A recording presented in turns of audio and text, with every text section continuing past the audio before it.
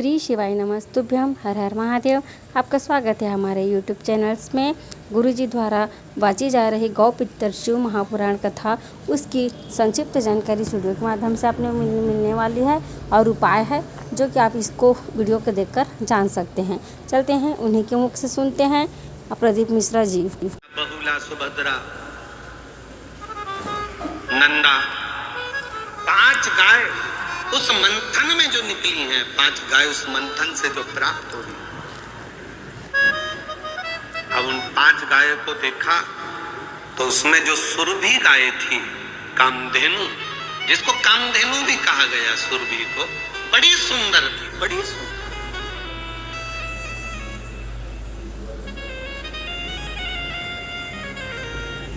जितनी भी चीजें समुद्र मंथन में से निकली, उनमें से सभी चीजों को किसी न किसी को दिया गया, सभी चीजों को किसी न किसी को दिया गया। जितनी भी चीजें निकली उनको दिया गया।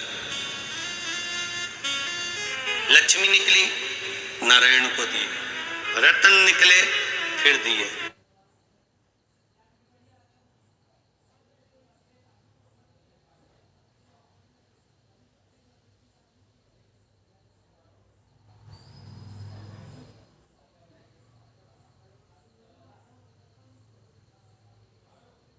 औषधि दी निकली, वो प्रदान करी। माणिक निकले, वो दिए। मोती निकले, वो दिए। विष निकला,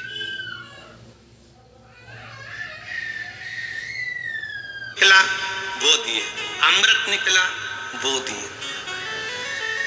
जितनी भी चीजें मंथन के समय पर निकल रही थी, वो सब बांटी गई थी।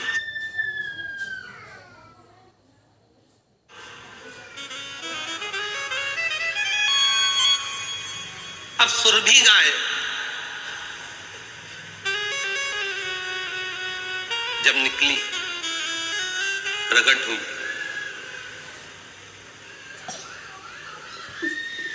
इसको संभाले कौन? क्योंकि अभी तो मंथन चालू है, अभी तो मंथन चल रहा है। और मंथन अगर चालू है, समुद्र का मंथन चालू है, क्योंकि गाय के निकलने के बाद क्या क्या निकलता है ये पता नहीं चलेगा। अभी काम चालू है।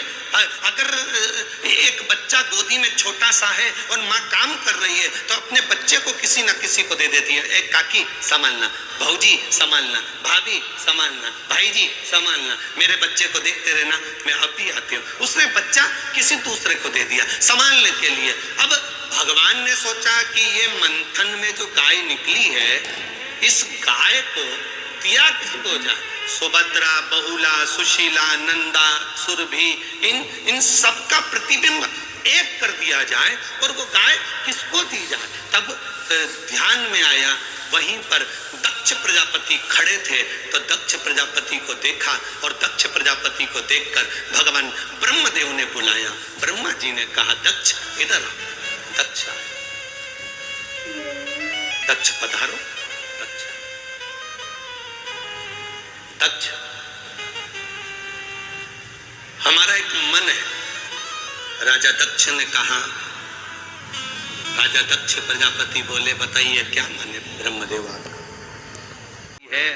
तो दक्ष प्रजापति के घर में ब्रह्मा जी गाय देने को तैयार हो गए कि ये इतनी बेटी को पाल रही है, तो मेरी भी एक बेटी गौ माता को पाल लेगी। हमने एक बात पहले कह दी थी कि आपकी बेटी का विवाह ऐसे घर में करना जिस घर में पहले से बहन बेटियां हों, तो बेटी देना जिससे उस माँ को मालूम पड़े कि बेटी का दर्द क्या होता है। इस बात का बहुत विरोध हुआ था। जिसके घर में बेटी है, उसके घर में बेटी देकर देखना। उसकी बेटी को अगर कोई तकलीफ आती है, तो वो माँ ये सोचे कि ये भी किसकी बेटी है, मैं अपनी बहू को तकलीफ क्यों दूं? बेटी होना जरूरी है। नवरात्रे में कन्या पूजन करने से पहले संकल्प लेना, हे देवी मैया, हमारे घर में भी एक बेटी जरूर देना, एक बेटी का जन्म हमारे घर में जरूर देना।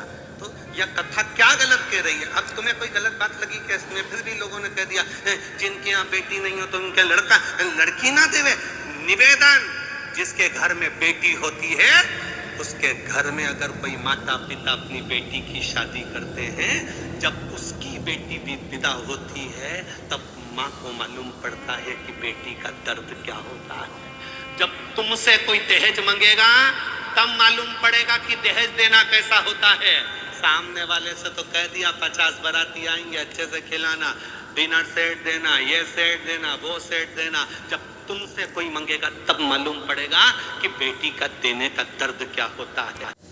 यदि हमारी यह वीडियो आपकी पसंद आए तो प्लीज़ हमारे चैनल को लाइक कीजिएगा और प्लीज़ सब्सक्राइब कीजिएगा, शेयर कीजिएगा और कमेंट में हर हर महादेव ज़रूर लिखिएगा या फिर जय गौ माता ज़रूर लिखिएगा। लाइक कीजिएगा दोस्तों, आपका एक लाइक मेरे लिए बहुत महत्वपूर्ण है। प्रदीप मिश्रा जी की वीडियो को आप देखिए, आप उनके उपायों को जानिए, समझिए और अपने जीवन में अपनाइए। आपको महादेव की कृपा ज़रूर प्राप्त होगी।